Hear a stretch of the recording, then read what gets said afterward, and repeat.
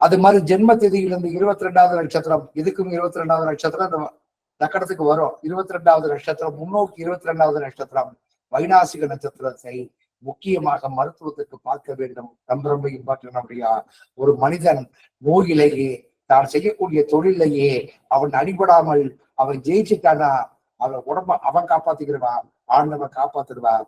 2 வகையில மட்டும் ஒரு மனிதன் ஜெயிச்சுட்டானா அவன்தான் இந்த பிறவியில் யோகாதிபதி. அவனுக்கு தான் கிரகங்கள் யோக பலன்கள் அவனுக்கு பலனளித்தான். கட்டுக்கட்டா பணம் சேர்த்தி போட்டு கடைசியில வந்து பாத்தீங்கன்னா அந்த பணம் சேர்த்தி வச்சது ஒண்ணுமே இல்லாம போய் பிச்சை எடுத்தான்னா இது என்ன குழப்பம்? எனக்கு தெரிஞ்ச வாழ்க்கையில வந்து பாத்தீங்கன்னா இன்னைக்கு நான் இந்த அளவுக்கு உட்கார்ந்த சில விஷயங்களை அனுபவ ரீதியாக சொல்வதற்கு காரணம் என்னன்னா, நான் வாழ்க்கையில வெற்றி அடைஞ்சவங்களை படிக்கலாம். வெற்றி அடைஞ்சு தோல்வி அடைஞ்சாங்கல்ல, அந்த தோல்வி அவர்கள் ஏன் அடைந்தார்கள், ஏன் அவமானப்பட்டார்கள், எங்கே அவர் தவறு செய்தார்கள், இது ஜோதிடத்திலையா அல்லது கிரகத்திலையா?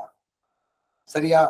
இப்ப இந்த அர்த்தவர்க்க கடித பலன்களை எப்படி நம்ம சாட்டு போடணும், அந்த சாட்டு போடுறதுக்கு உண்டான விளக்கம் என்ன அப்படின்றத இன்னைக்கு நம்ம பார்த்துட்டோம்னா அடுத்து நம்ம பயணிக்கக்கூடிய விஷயங்கள் உங்களுக்கு தெளிவாக பயணிக்கும்.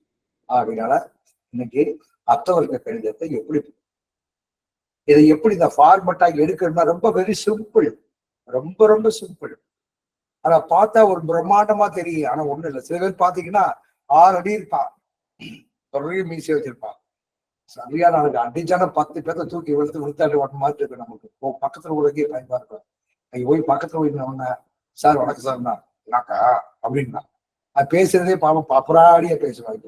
அந்த மாதிரி அர்த்தவர்க்க கிடையாது. பார்க்கறதுக்கு பெரிய பிரமாண்டமா தெரியும். ஆனால் இது மிகச்சிறந்த எளிய சில ரொம்ப ஈஸியான வழி. இந்த அர்த்தவர்க்கத்தை நீங்கள் உள்வாங்கி கொண்டீங்கன்னா அது உங்களுக்கு நல்ல இஷ்ட வர்க்கமாக மாறி கிரகங்கள் எதை நம்ம செய்ய முடியாத காரியத்தை ராசி மண்டலத்தில் கிரக கோச்சாரத்தினால் நம்ம பலாபலன் கிடைக்காத பட்சத்திலையும் திதிகளாலோ யோகங்களாலோ நாம யோகங்களாலோ கரணங்களாலோ அல்லது திசையினாலேயோ புத்திகளாலேயோ நாம் கண்டுபிடிக்க முடியாத சில விஷயத்தை ரகசியத்தை தெளிவாக அறிந்து கொள்ளக்கூடிய ஒரு மிகப்பெரிய அற்புதமான கடிதம் அர்த்தவர்க்க கடிதம். அர்த்தவர்க்க கடிதத்தில் நம்முடைய ஜோதிட சாஸ்திரத்தில் உடம்புல எப்படி இருதயமோ அது மாதிரி ஜோதிடத்தில் அர்த்தவர்க்கம் மிக மிக முக்கியமான விஷயம். ஓகேங்களா? இப்ப சூரியனுடைய பரல்கள் வந்து 48 பரல்கள். இந்த பரல்களை எப்படி போகணும் முதல்ல என்ன கேட்டீங்கன்னா ஒரு சார்ட்டு அர்த்தவர்க்க சார்ட்டு எப்படி போடணும்ன்ற ஒரு விஷயத்த முதல்ல ஒரு சின்ன மேப்பு தான், சிறுசுதான். இது பாத்தீங்கன்னா நம்ம 1ஆம் கிளாஸ் 2ஆம் கிளாஸ் குழந்தைக்கு படிக்கிற அளவுக்கு உண்டான கணக்கு தான். பெரிய பாக்குறதுக்கு தான் நீங்க நோட்டை பிரிச்சு பார்த்தா தான் பெருசா தெரியும். என்னன்னா இங்க நம்ம எட்டு போட்டுக்கிறாங்க, அது போட்டுக்கிறாங்க, இங்க ஒரு கணக்கு போட்டுக்கிறாங்க. Very simple. இப்ப நம்ம சார்ட் போட்டு பழகிறோம். சார்ட் போட்டு பழகியாச்சுன்னா நாளையில இருந்து உங்களுக்கு ஒவ்வொரு கிரகத்துக்கு உண்டான காரகத்துவம் ஈஸியா போட்டு பழகிடலாம். கிரக பிண்டம் சோத்திய பிண்டத்தினால பழகிட்டீங்கன்னா அடுத்து வரக்கூடிய காலகட்டத்துல உங்களுக்கு நிறைய தீர்வுகள், நிறைய வழிகள், நிறைய வழிமுறைகள் உங்களுக்கு நன்றாக தெரியதுல அதுல எந்த விதமான மாற்றமும் இல்லை என்பது என்னுடைய கருத்து. இப்ப புதுசா வந்தவர்கள் பழைய மாணவர்கள் எல்லாருமே கண்டுபிடிச்சுக்கிறீங்க. இந்த மாதிரி கோடு போட்டு 14 கோடுகள் போடணும். 14 கோடுகள் போடணும் அப்படின்னு சொல்லி கேட்டீங்கன்னா இந்த 14 கோடுகள்ல 1 கிரகங்கள், அடுத்த ராசி மண்டலத்துடைய கணக்கு, அதுக்கு அடுத்து 12 ராசி மண்டலத்தை எழுதிக்கிற மாதிரி 14 கோடுகளை இந்த மாதிரி கோடுகள் 16 கோடுகளை ஒரு பேப்பர்ல வச்சு ஒரு பேப்பர்ல ஸ்கெட்சி போட்டு இதுல ஒரு கோடு, இதுல கொஞ்சம் பெரிய கோடம் கிரகங்கள் எழுதுற மாதிரி இதுல வந்து பாத்தீங்கன்னா அதை கண்டு சொல்றேன். 14 கோடுகளை போட்டீங்கன்னா இது வந்து சூரியன் அர்த்தவர்க்க கணிதத்தை எழுதுறது, அதுக்கப்புறம் சந்திரன் எழுதுறது, செவ்வாய் எழுதுறது, லக்ன பாவம் வரைக்கும் எழுதக்கூடிய கணக்கு. இப்ப சூரியனுடைய அர்த்தவர்க்க கணிதத்தை போட்டோம்னா சூரியன் கொடுக்கக்கூடிய பலன்களை கணக்கு வந்து போடணும். 14 கோடுகள் போட்டுட்டு இந்த 2 கோடுகளை முதல்ல விட்டுருங்க.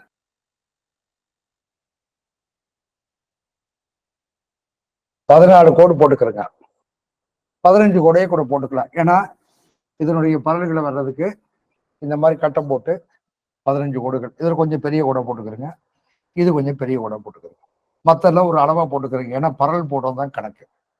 முதல்ல இந்த சார்ட் போடுறதுக்கு ஒரு கட்டத்தை இந்த பக்கம் ஒரு கோடு, செவ்வகமா ஒரு கோடு போட்டு நீளமா கோடு போட்டுக்கிறங்க. இதுல வந்து 15 கோடுகள் இருக்க வேண்டும். 15 கோடுகள் எதுக்கு அப்படின்னு சொல்லி கேட்டீங்கன்னா இதுல கிரகங்களுடைய தலைப்பு கொடுக்கறதுக்கு அதுக்கு அடுத்து என்ன கேட்டீங்கன்னா, இந்த ராசி மண்டலத்துல எந்த ஜாதகருக்கு நம்ம பார்க்கிறோமோ 12 ராசி மண்டலத்துல என்னென்ன கிரகங்கள் இருக்குதோ அந்த கிரகத்தை போடுவதற்கு உண்டான கணக்கு. அதுக்கப்புறம் இந்த 7 கோள்கள், அந்த கோள்கள் எந்த அர்த்தவர்க்கத்தை பார்க்கிறோமோ அந்த கணிதத்துக்கு உண்டான கணக்கு. இதுக்கு அடுத்தபடியாக இந்த இடத்துல ஒரு கோடு, இதுல 15 கோடு போட்டுக்கிறோங்க, இந்த 2 கோடு கேப்ல விட்டுங்க. இதுக்கு அடுத்து ஒரு கோடு போடுங்க. இந்த கோடு எதுக்கு அப்படின்னு சொல்லி கேட்டீங்கன்னா, யாருடைய ஜாதகத்தை அஷ்டவர்க்க கணிதம் கணிக்கின்றோமோ அந்த ஜாதகத்துல என்னென்ன கிரகங்கள் நம்ம அதுல போடணும், அந்த ராசி மண்டலத்துல இருக்கக்கூடிய கிரகங்களை வரிசையாக நம்ம போடணும். ஒரு உதாரணத்துக்கு யாராவது டேட்டா படுத்து கொடுங்க, யாராவது ஒருத்தருடைய டேட்டா படுத்து சொல்லி கிரகங்களை சொல்லுங்க. 25/2/1992 சார். 25/2/1992. Right, okay. இப்ப இந்த ஜாதகருக்கு லக்கணம் என்ன? டைம் சொல்லுங்க சார். விருச்சிக லக்கணம் சார். வேண்டாம் விடுங்க, சொல்லுங்க. அடுத்து லக்கணத்திலே சந்திரன். சந்திரன். அப்புறம் மகரத்துல செவ்வாய், சனி, சுக்கிரன். கும்பத்துல சூரியன், புதன். மிதுனம் கேது. சார் மிதுனம் ராகு அப்டேட்டர். இப்ப இவருக்கு லக்கணம் விருச்சிக லக்கணம். அப்ப மேஷம், ரிஷபம், மிதுனம், கடகம், சிம்மம், கன்னி, துலாம், விருச்சிகம். விருச்சிகத்துல லக்கணத்தை போட்டுக்கணும். லக்கணம். இப்ப இதுல பாத்தீங்கன்னா கிரகங்கள், இதுல கிரகங்கள் எழுதிக்கலாம். என்ன கிரகங்கள்? ஜாதகருடைய 12 பாவகத்தில் இருக்கக்கூடிய கிரகங்களை எழுதிக்கலாம். இந்த கோடை விட்டுருங்க. அதுக்கு அடுத்து 12 ராசி மண்டலம் ஒரு கோடு போட்டுருங்க. இப்ப கிரகங்களை போடலாம். இப்ப சூரிய பகவான் எங்க இருக்கிறாரு? இந்த ஜாதகத்துல கும்பத்துல உட்கார்ந்து இருக்கிறாரு. அப்ப சூரிய பகவான் எதுல போடணும்? கும்பத்துல. அடுத்து சந்திர பகவான் எதுல போடணும்? விருச்சிகம். அதுக்கு அடுத்து செவ்வாய் எந்த கிரகத்துல போடணும்? மகரம். அடுத்து புதன் எதுல போடணும்? கும்பம். அதுக்கு அடுத்து சுக்கிரன் எங்க போடணும்? மகரம். இங்க குரு பகவான் இல்லைன்னு நினைக்கிறேன். குரு பகவான் சிம்மம் சார். கட்டத்துல எழுதிருங்க. சிம்மம். இப்ப குரு பகவான் எங்க எழுதணும்? சிம்மம். அதுக்கு அடுத்தபடியாக சனி பகவான் எங்க எழுதணும்? மகரம். 3, 5, 6, 7 கிரகம் எழுதியாச்சா? ராகு கேதுகளை விட்டலாம். அப்ப இந்த 12 ராசி மண்டலம் எழுதியாச்சு. அடுத்து எந்த ஜாதகருக்கு நம்ம அஷ்டவர்க்க கணிதம் போட போகிறோமோ அந்த ஜாதகத்தில் இருக்கக்கூடிய கிரகங்களை அந்தந்த இடத்துல நம்ம போட்டோம். அதுக்கு அடுத்தபடியாக இப்ப நம்ம அஷ்டவர்க்க கணிதம் பார்க்கக்கூடிய கிரகங்களை பார்க்கணும். இது இங்க எழுதிக்கலாம். கிரகங்களை பார்த்துக்கணும். இதுல சூரியனுக்கு ஒரு கோடு. அதுக்கடுத்து இந்த 7 அஷ்டவர்க்க கணிதத்துல ஒண்ணுக்கு சூரியனுக்கு ஒரு கோடு, 2வது போட்டு சந்திரனுக்கு ஒரு கோடு, அதுக்கடுத்து 3வது செவ்வாய் போட்டு செவ்வாய்க்கு ஒரு கோடு, அடுத்து 4வது புதன் பகவானுக்கு ஒரு கோடு, அதுக்கடுத்து 5வது சுக்கிர பகவானுக்கு ஒரு கோடு, அதுக்கடுத்து 6வது குரு பகவானுக்கு ஒரு கோடு, அதுக்கடுத்து 7வது சனி பகவான். அப்ப லக்கணத்துக்கு ஒண்ணு போட்டுருங்க. லக்கணத்துக்கு தனியா போட்டு ஜாயின் பண்ணிக்கலாம். சரி, லக்கணத்துக்கு போட்டுக்கலாம். அப்ப இதுல ஒரு கோடு எக்ஸ்ட்ரா போட்டுக்கிறேன். சரி, லக்கணத்தையும் ஜாயின் பண்ணி சொல்லிடலாமா? Right, okay. இது லக்கணத்துக்கு ஒரு கோடு போட்டீங்கன்னா இந்த வர்க்கம்ன்றது கிரகங்களை வைத்து சொல்வது.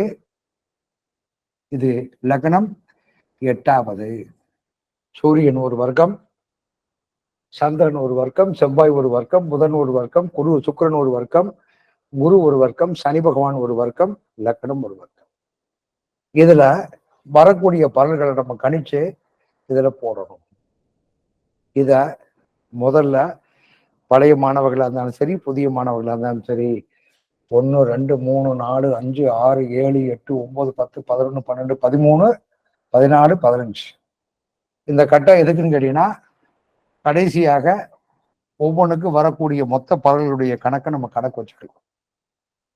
இதுதான் இந்த அர்த்தவர்க்க கணிதத்துல சார்ட் போடக்கூடிய விவரம். இத நீங்க கையில எழுதி வச்சுக்கிட்டாலும் சரி, இல்ல கம்ப்யூட்டர் தெரிஞ்சவங்க போட்டு வச்சாலும் சரி, இல்ல அதை பிரிண்ட் அவுட் எடுத்து வச்சாலும் சரி, ஒரு 20 அல்லது ஒரு 25, ஏன்னா ஜாதகம் போடும்போது இது உங்களுக்கு தேவைப்படலாம்.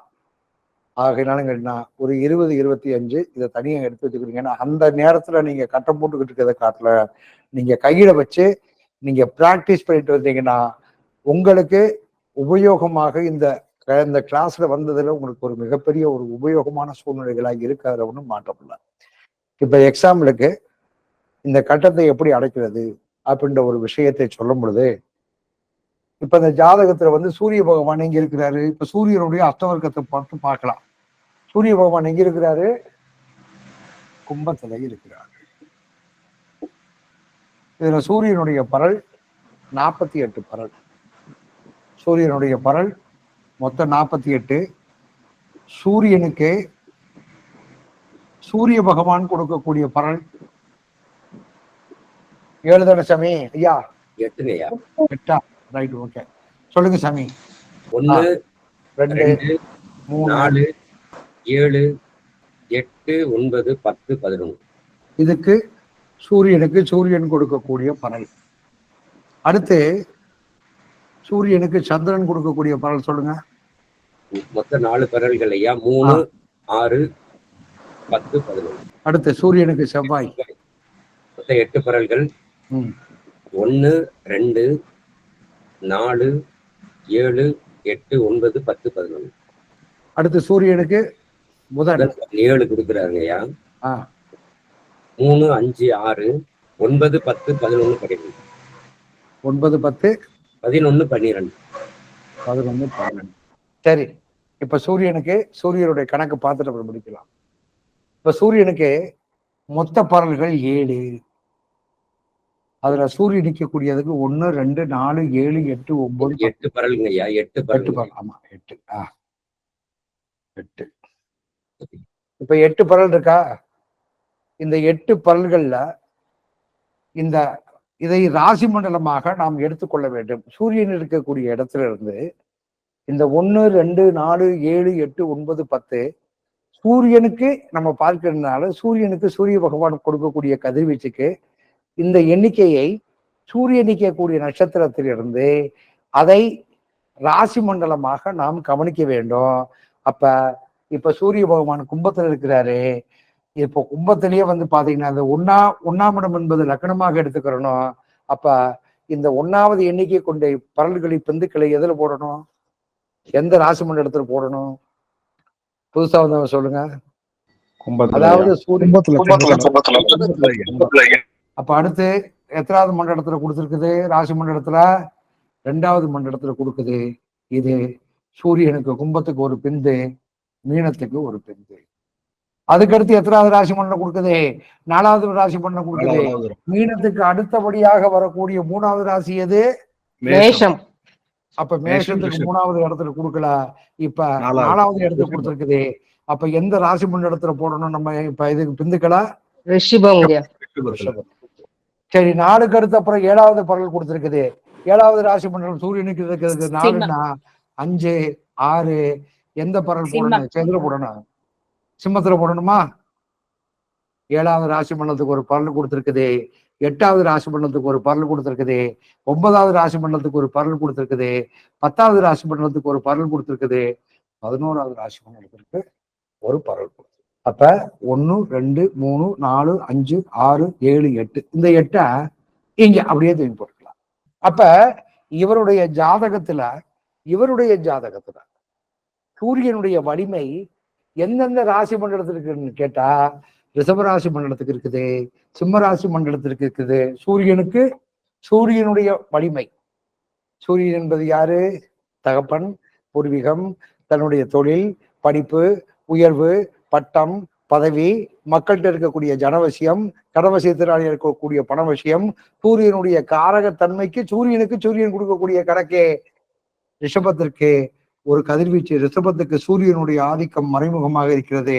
சிம்மத்துக்கு இருக்குது, கன்னிக்கு இருக்குது, துலாமுக்கு இருக்குது, விருச்சிகத்துக்கு இருக்குது, தனுசுக்கு இருக்குது, கும்பத்துக்கு இருக்குது, மீனத்துக்கு இருக்குது. அப்ப எதிர இல்ல, மேஷத்துல இல்ல. சரியா? மேஷத்துல இந்த ஜாதகத்துல இங்க இல்லையா? இல்ல. அதுக்கடுத்து எதிர இல்ல. அதுக்கடுத்து எந்த ராசி மண்டலத்துல சூரியனுடைய மிதுனம், கடகம், மகரம். இப்ப இந்த ஜாதகத்தை உற்று நோக்கி பாத்தீங்கன்னா, இந்த மேசராசி மண்டலமும் மிதுனராசி மண்டலமும் மகர ராசி மண்டலமும் இந்த ஜாதகருடைய, அதாவது ஜாதகருக்கு கண்டிப்பாக ஒரு மிகப்பெரிய திரிசூனியாதிபதியோ அல்லது முடக்காதிபதியோ அல்லது அவயோகியோ யாரோ ஒருவர் கண்டிப்பாக இருப்பார். சரி, மேசராசி மண்டலம், ரிஷபராசி மண்டலத்துல கிரகங்கள் இல்ல, மிதுனராசி மண்டலத்துல இல்ல, கடகத்துல இல்ல. ஓகேயா? இப்ப அடுத்தபடியாக இல்ல, மகரத்துல இல்ல. அப்ப இந்த மகரத்துல இல்லாத பட்சத்துல இங்க இருக்கக்கூடிய 3 கிரகம் தான் அந்த ஜாதகருக்கு ஒரு கடுமையான திரிசூனியாதிபதியோ அல்லது முடக்காதிபதியோ அவயோகியோ யாரோ ஒருவர் கண்டிப்பாக இந்த ஜாதகத்திற்கு இருப்பார். ஏன்னா மேஷத்துல கிரகங்கள் இல்ல, மிதுனத்துல கிரகங்கள் இல்ல, கடகத்துல கிரகங்கள் இல்ல, அடுத்தபடியாக மகரத்துல பிந்துக்கள் கொடுக்கல. அப்ப அந்த பிந்துக்கள் கொடுக்கக்கூடிய இடத்துல 3 கிரகம் இருக்குது. இந்த ஜாதகத்துக்கு சூரியன் எங்க நிக்கிறாங்க சாமி? சூரிய பகவான் என்ன நட்சத்திரம் நிக்கிறாரு? ஜாதகம் போட்டவங்க சொல்லுங்க. சதயம் சார். சதயத்தில் நிற்கிறார். சதயத்தில் நின்னால் சுவாதியை குறிகாட்டும் முடக்காதிபதி. சுவாதி எங்க நிற்கிறான்? துலாம் ராசி பண்றது நிற்பான். அப்ப சுக்கிர பகவான் இந்த ஜாதகத்திற்கு முடக்காதிபதி. சுக்கிரன் இங்க இருக்கணும். இருக்கிறாடா? இருக்கிறாடா? முடக்காதிபதி சுக்கிரன் அங்க இருப்பான். ஏன்னா இங்கேயும் பரல் கொடுக்கல, இங்கேயும் பரல் கொடுக்கல, இங்கேயும் பரல் கொடுக்கல, இங்கேயும் பரல் கொடுக்கல. ஆனா மேஷத்திலேயோ மிதுனத்திலேயோ கடகத்திலேயோ கிரகங்கள் இல்ல, மகரத்துல பரல் கொடுக்கல. ஆனா இங்க 3 கிரகம் இருக்கு. சுக்கிரன் இந்த ஜாதகத்திற்கு முடக்காதிபதி. அப்ப செவ்வாய் சனி திதி என்ன திதின்னு பாருங்க. நம்ம பழைய ஆளுக்கு பாருங்க. டைம் சொல்லுங்க சாமி. ஐயா டைம் தேய்பிறை அஷ்டமி 25/2/92 சார். டைம் 11:25 இரவு. ஏஎம்மா பிஎம்மா? ஓகே. எந்த ஊர் சார்? நாகப்பட்டினம். இது தேய்பிறை அஷ்டமி திதி சார். அர்ஷன நாமயோகம், கௌளவ கரணம். அப்ப இந்த ஜாதகத்துல சனி பகவான் இருக்கிறார். மகரத்துல சனி பகவான் இருக்கிறாரா? இருக்காருங்க சார். அப்ப சனி பகவான் அவயோகியா? ஆமா சார், ஆமா சார். அப்ப இந்த ஜாதகத்துல சூரியனுக்கு சூரியன் பறக்கல, கொடுக்கல. ஆத்மா அந்த ஜாதகத்துக்கு, அந்த ராசி மண்டலத்துக்கு இல்ல. அந்த ராசி மண்டலத்துல 2 பேர் பாவி உட்கார்ந்துருக்கிறான். அவன் சுக்கிரன், இவன் சனி.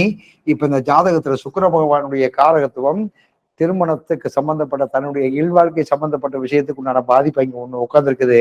அடுத்தபடியாக சனி பகவானுடைய காரகத்துவம் என்ன? ஜீவனம், வருமானம். இந்த சூரியன் இந்த ஜாதகத்துல பாதிப்படைஞ்ச காரணத்தினால் இவருடைய வாழ்க்கையில மொத்தமாக கணக்குப்பட்டு மற்ற எல்லாம் இருந்தாலும் தனக்கு அமையக்கூடிய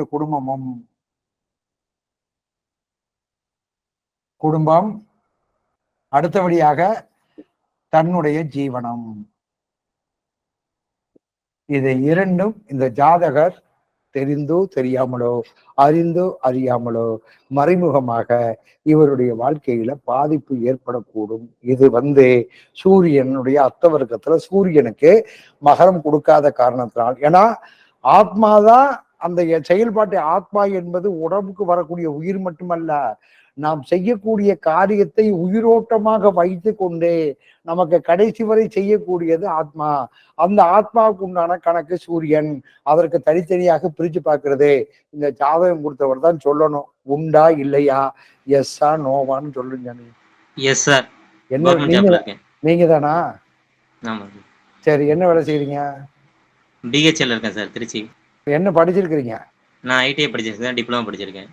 சரி, பிஎஸ்எல்ல என்ன வேலை செய்யறீங்க? எவ்வளவு சம்பளம் வாங்குறீங்க? BHEL sir, Trichy BHEL. ஒரு 80,000 சம்பளம் வாங்குறேன் சார். ஆனா சம்பளத்துக்கு மேல ஒரு 50,000 நெருக்கடி இருக்கு.